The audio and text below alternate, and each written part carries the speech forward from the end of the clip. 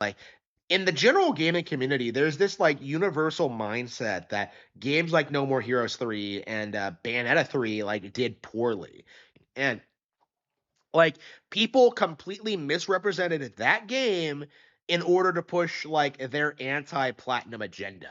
Like it was something that was pretty aggressively downplayed because of platinum games and the Nintendo exclusivity, and it's very interesting to kind of look back on it and see how many people in the community have gaslit themselves into thinking the game failed, even though it was like a million seller, and even though that like it still continues to be like pretty popular in its space. Like in the general gaming community, there's this like universal mindset that games like No More Heroes 3 and Bayonetta 3 like did poorly, and it really is, I think, primarily motivated by this idea that Nintendo can't be allowed to have games like this.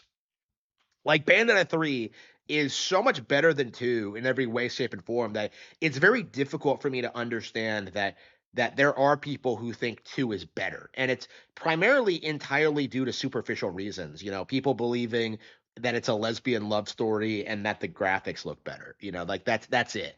There's definitely this like vibe that there's no like consideration put into like the actual game or what actually happens in the plot or like the stakes or like how much more intense Bayonetta 3 actually is.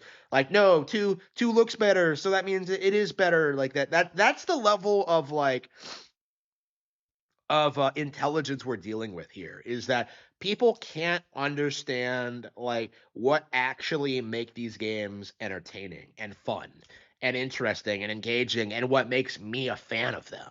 Like I hate Bayonetta 2 with a passion. 1 and 3 are far superior in every way, shape, and form, and yet 3, like, inexplicably is that